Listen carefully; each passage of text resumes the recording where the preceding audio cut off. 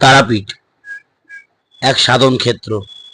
তারাপীঠ এক মায়ের তীর্থস্থান, যেখানে প্রচুর সাধু ঋষিরা কিন্তু মায়ের সিদ্ধি লাভ করেছিল।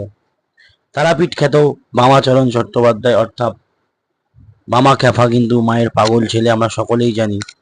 তাই একদিন আমি আর বৃষ্টি কিন্তু চলে গেছিলাম মায়ের কাছে, এবং সত্যি মায়ের কাছে গিয়ে নিজের ফোনের ক্যামেরা দিয়ে মায়ের শৃঙ্গার দর্শন এবং সন্ধ্যা আরতি দর্শন, সত্যি ফোনের ক্যামেরাটা কিন্তু আমাদের ধন্য হয়ে গেছিল।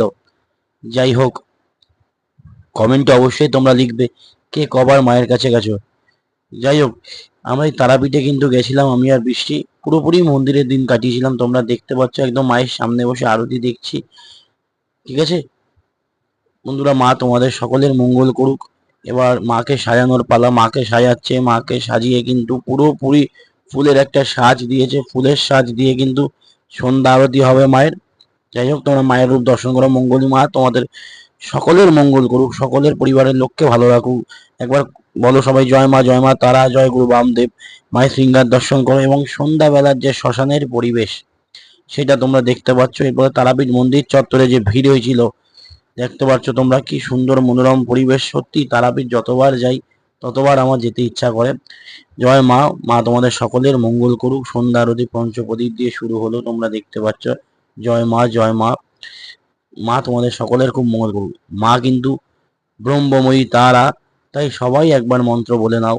সর্বমঙ্গল মঙ্গলে শিবে সর্বাত্ম সাধিকে শরণ্যে ত্র্যম্বকে গৌরী নারায়ণী নমঃস্তুতে।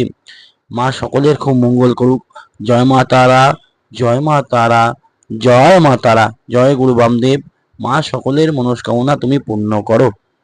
যাই হোক, তোমরা কিন্তু পরের দিনের সাথে দেখতে পাচ্ছ মাকে পুরোটাই কিন্তু এমনি করে সাজিয়েছিল, খুব ভালো লাগছে। তোমরা মাকে দেখতে পাচ্ছ, মায়ের যে পুষ্প আরতি হচ্ছে খুবই ভালো লাগছে।